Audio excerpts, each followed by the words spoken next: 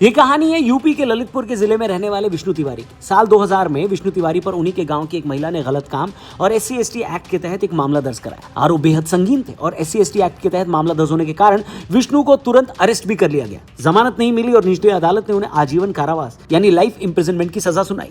विष्णु 20 सालों तक जेल की सलाखों के पीछे बेगुनाह होते हुए सड़ते रहे। जेल में रहते हुए उनके पिता और भाई का निधन हो गया, लेकिन उन्हें उनके अंतिम संस्कार में भी शामिल होने तक की इजाजत नहीं दी गई। 20 साल बाद साल 2021 में जब इलाहाबाद हाईकोर्ट ने इस मामले की दोबारा सुनवाई की तो जो सच सामने आया उसने पूरे जस्टिस सिस्टम को झकझोर कर रख दिया। इसको देखकर पूरी न्याय व्यवस्था शर्म से सर झुका लेगी। हाईकोर्ट ने पाया कि विष्णु तिवारी के खिलाफ मेडिकल रिपोर्ट में रेप का कोई सबूत नहीं था। दरअसल ये पूरा मामला एक जमीनी विवाद के कारण गढ़ा गया था, जिसमें महिला ने विष्णु को फंसाने के लिए SC/ST एक्ट का हथियार के रूप में इस्तेमाल किया। विष्णु जब जेल से रिहा हुए तो उनकी उम्र 43 साल हो चुकी थी। जेल एडमिनिस्ट्रेशन से मिले सिर्फ 600 रुपए लेकर जब विष्णु बाहर निकले तो उनके पास न घर था, न परिवार और न ही कोई फ्यूचर। ये कहानी इस बात का जीता जागता और सबसे डरावना एग्जाम्पल है कि जब SC/ST एक्ट का इस्तेमाल गलत तरीके से होता है तो वो कैसे एक निर्दोष इंसान की पूरी जिंदगी निकल सकती है। लेकिन फिर सवाल ये उठता है कि अगर ये कानून इतना खतरनाक हो सकता है तो ये देश में मौजूद क्यों? आइए इसे समझते हैं। SC/ST prevention of atrocities act 1989 Indian parliament द्वारा पास एक स्पेशल लॉ है, लेकिन इसको लाया क्यों गया? दरअसल भारत का इतिहास कई मायनों में प्रॉस्परस रहा है, लेकिन कास्ट सिस्टम और छुआछूत इसके माथे पर एक कलंक की तरह है। आजादी के बाद इंडियन कॉन्स्टिट्यूशन के आर्टिकल 15 और 17 के तहत छुआछूत और जातिगत भेदभाव को खत्म तो कर दिया गया, लेकिन जमीनी हकीकत नहीं बदली थी। 80 के दशक में आते आते तक महसूस किया गया कि जनरल लॉज जैसे IPC दलितों और आदिवासियों को वो सोशल सिक्योरिटी नहीं दे पा रहे हैं जिनकी उन्हें जरूरत है। दलितों की जमीन छीनना, उन्हें पब्लिक प्लेसेस पर जाने से रोकना, उनका सोशल एक्सक्लूजन करना या कास्टिस्ट गालियां देना आम बात। उस समय देश के लॉ मेकर्स और सरकार ने इन्हीं अत्याचारों को रोकने, हाशिए पर खड़े समाज को रिस्पेक्ट दिलाने और उनके खिलाफ होने वाले क्राइम में लोगों के मन में डर पैदा करने के लिए 1989 में राजीव गांधी की सरकार के दौरान यह सख्त कानून लाया गया। यह कानून अपने आप में बेहद टफ एंड पावरफुल है। इस एक्ट का सबसे ताकतवर पहलू धारा 18 है।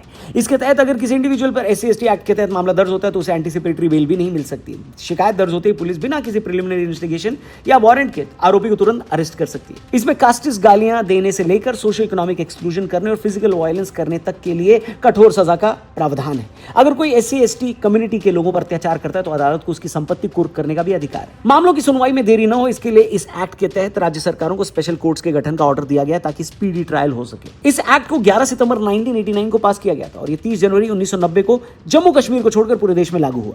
जब आर्टिकल 370 एब्रोगेशन के बाद से ये लॉ वहां भी लागू हो गया। इसके रूल्स पूरी तरह से 1995 में बनकर तैयार हुए थे। वैसे तो कानून लागू होने के तुरंत बाद कई राज्यों में FIR दर्ज होने लगी थी, लेकिन इसे कानूनी रूप से सबसे ज्यादा चैलेंज 1990 के दशक की शुरुआत में मिली। इस एक्ट से जुड़े सबसे बड़े लैंडमार्क मामलों में सुभाष काशीनाथ महाजन बनाम महाराष्ट्र राज्य 2018 का केस सबसे अहम माना जाता है, जिसने इस कानून के अब्यूज पर पूरे देश में एक नई बहस छेड़ दी थी। यह मामला किसी फिजिकल वायलेंस या छुआछूत का नहीं था, बल्कि एक डिपार्टमेंटल डिस्प्यूट का था। आइए समझते हैं। महाराष्ट्र के एक सरकारी फार्मेसी कॉलेज में एक स्टोर कीपर काम करता था जो SC समुदाय से था। इस स्टोर कीपर की एनुअल कॉन्फिडेंशियल रिपोर्ट में इसके 2 सीनियर ऑफिशियल्स जो कि गैर SC/ST थे, उन्होंने उसके काम और कैरेक्टर को लेकर कुछ एडवर्स कमेंट्स लिख दिए। स्टोर कीपर ने इसे अपनी जाति के आधार पर किया गया भेदभाव माना और दोनों अधिकारियों के खिलाफ SC/ST एक्ट के तहत FIR दर्ज करा दी। चूंकि वे दोनों अधिकारी सरकारी कर्मचारी थे, इसलिए पुलिस को उनके खिलाफ कार्रवाई करने के लिए उनके सबसे सीनियर अधिकारी यानी डॉक्टर सुभाष काशीनाथ महाजन, जो कि डिपार्टमेंट ऑफ टेक्निकल एजुकेशन के डायरेक्टर थे, उनसे सैंक्शन लेना था। डॉक्टर महाजन ने यह कहते हुए परमिशन देने से इनकार कर दिया कि अधिकारियों ने केवल अपनी ड्यूटी निभाई है। इस इनकार से नाराज होकर कंप्लेनेंट ने खुद डॉक्टर महाजन के खिलाफ ही SC/ST एक्ट के तहत मुकदमा दर्ज करा दिया। अपने खिलाफ FIR दर्ज होने के बाद डॉक्टर महाजन ने बॉम्बे हाईकोर्ट से गुहार लगाई कि इस झूठी FIR को रद्द किया जाए, लेकिन हाईकोर्ट ने उनकी याचिका खारिज कर दी। इसके बाद अपनी गिरफ्तारी से बचने के लिए डॉक्टर महाजन ने सुप्रीम कोर्ट का दरवाजा खटखटाया। सुप्रीम कोर्ट की 2 जजों की बेंच ने इस मामले की सुनवाई की और यह पाया कि SC/ST एक्ट का इस्तेमाल ब्लैकमेल करने और पर्सनल दुश्मनी निकालने के लिए किया जा रहा है। कोर्ट ने कहा कि अगर सरकारी कर्मचारी किसी के खिलाफ ईमानदार रिपोर्ट भी नहीं लिख पाएंगे तो सिस्टम चलेगा कैसे? सिर्फ यही एक केस नहीं है, ऐसे तमाम केसेस हैं जिनके बारे में द रौनक पॉडकास्ट यानी हमारे एक पॉडकास्ट में सुप्रीम कोर्ट के वकील अश्विनी उपाध्याय जी ने बात करते हुए बताया कि आपसी रंजिश या जमीन के केस में SC/ST एक्ट लगा दिया जाता। बड़ा नॉर्मल। ये सुनिए। फर्जी SC/ST केस का कैसे दुरुपयोग हो रहा है। मकान मालिक बोल रहा है 1 साल हो गया जी, किराया बढ़ा दो, तो फर्जी SC/ST एक्ट। बोले जी अब घर खाली करो, फर्जी बलात्कार के केस। उत्तर प्रदेश के फतेहपुर में श्रीवास्तव परिवार था, पैसे का कुछ चल रहा था और उसके ऊपर फर्जी SC/ST केस लगा दिया। श्रीवास्तव परिवार के 3 लोगों ने आत्महत्या कर लिया।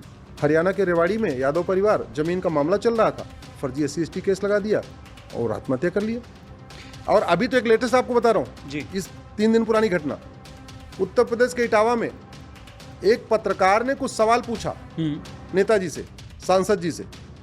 उनको नहीं अच्छा लगा कि सवाल क्यों पूछ रहा है। उन्होंने SC/ST लगा, वो SC/ST समुदाय के थे, उन्होंने पत्रकार के खिलाफ ही, वो असित यादव नाम है उस पत्रकार का, उसके खिलाफ SC/ST का मुकदमा करा दिया। सांसद ने एक पत्रकार खिलाफ सवाल पूछने पे मुकदमा करा दिया। ये चल रहा है भारत में। जी हाँ दोस्तों, इस पूरे एपिसोड को देखने के लिए आप हमारे TRP चैनल पर जा सकते हैं, यानी द रौनक पॉडकास्ट हमारे चैनल का नाम है, लिंक डिस्क्रिप्शन में दिया है। इस दुरुपयोग को रोकने के लिए सुप्रीम कोर्ट ने 20 मार्च 2018 को कुछ बेहद कड़े गाइडलाइंस जारी किए। कोर्ट ने कहा कि SC/ST एक्ट के तहत शिकायत मिलते ही पुलिस किसी को तुरंत गिरफ्तार नहीं करेगी। FIR दर्ज करने से पहले कम से कम DSP लेवल का अधिकारी 7 दिनों के अंदर मामले की जांच करेगा कि आरोप सच है या झूठा। अगर आरोपी कोई सरकारी कर्मचारी है तो उसे अरेस्ट करने से पहले उसके विभाग के अपॉइंटिंग अथॉरिटी से लिखित मंजूरी लेनी होगी। अगर आरोपी आम नागरिक है तो जिले के SSP की रिटन परमिशन के बिना अरेस्ट नहीं हो पाएगा। कोर्ट ने कहा कि अगर मामला पहली नजर में झूठा लगता है तो आरोपी को अग्रिम जमानत भी दी जा सकती है, जबकि ओरिजिनल एक्ट की धारा 18 के तहत अग्रिम जमानत पर पूरी तरह रोक थी। सुप्रीम कोर्ट के इस फैसले ने देश की राजनीति में भूचाल ला दिया था। उस समय दलित और आदिवासी संगठनों ने इसे कानून को कमजोर और टूथलेस बनाने वाला फैसला करार दिया। उनका मानना था कि इन नए नियमों जैसे DSP की जांच और SSP की अनुमति के कारण रसूखदार लोग कभी अरेस्ट ही नहीं होंगे। 2 अप्रैल 2018 को पूरे देश में भारत बंद बुलाया गया। यह बंद कई स्टेट्स में, राज्यों में वायलेंट हो गया और अनफॉर्चुनेटली कई लोगों की जान भी चली गई।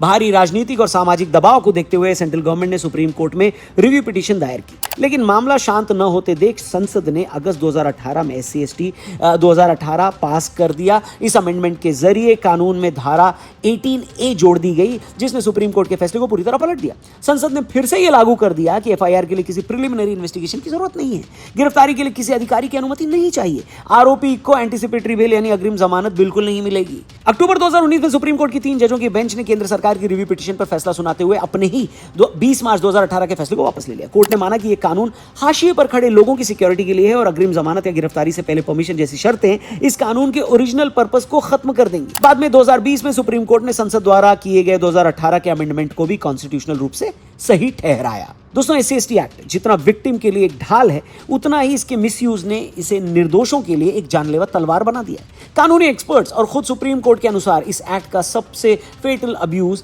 इसे निजी दुश्मनी, जमीन के विवाद या ब्लैकमेलिंग के लिए हथियार बनाना है। नॉर्मल IPC के मामलों में अगर आपके खिलाफ कोई झूठी शिकायत करता है तो आप कोर्ट जाकर एंटीसिपेटरी बेल ले सकते हैं, जिससे आपकी गिरफ्तारी रुक जाती है। लेकिन SC/ST एक्ट की धारा 18 के कारण अग्रिम जमानत का रास्ता लगभग बंद हो जाता है। इसका मतलब यह है कि अगर किसी ने आपसी रंजिश के चलते आप पर यह एक्ट लगा दिया तो पुलिस आपको बिना जांच के तुरंत जेल में डाल देगी। विष्णु तिवारी के मामले में भी यही हुआ था, जो कहानी हमने आपको शुरुआत में सुनाई थी इस वीडियो के।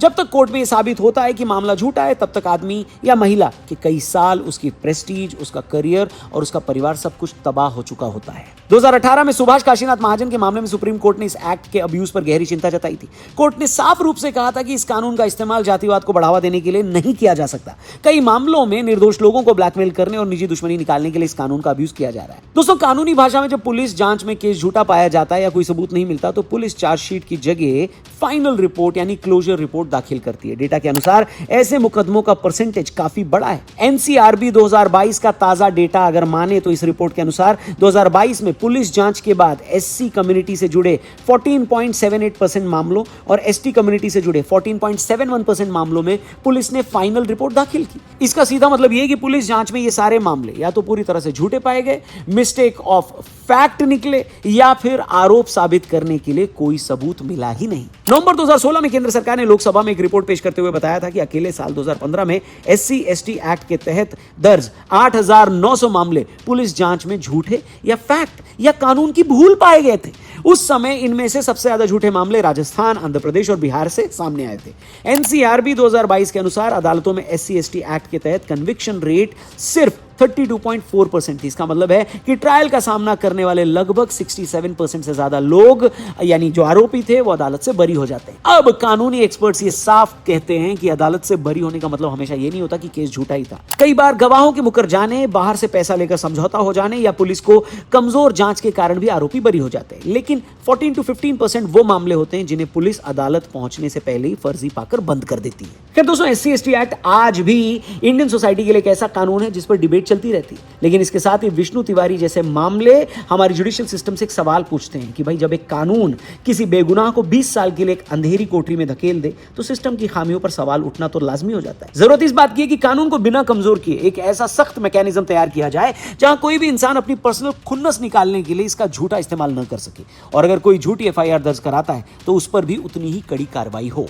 बाकी इस पूरे मामले पर दोस्तों आपका क्या कहना है कमेंट करके जरूर बताइएगा। इस सब्जेक्ट को क्या आपने पढ़ा है, इस बारे में क्या आपने किसी से चर्चा की है, कभी इस कानून का मिसयूज करते हुए आपने अगल बगल किसी को देखा है, सुना है, पढ़ा है? जरूर शेयर करिएगा, अपनी ओपिनियन जरूर लिखिएगा। वीडियो पसंद आई हो तो इसे अपने दोस्तों तक पहुंचाइएगा, शेयर करिएगा। चैनल को भी सब्सक्राइब करना दोस्तों। जल्दी मिलते हैं। जय हिंद।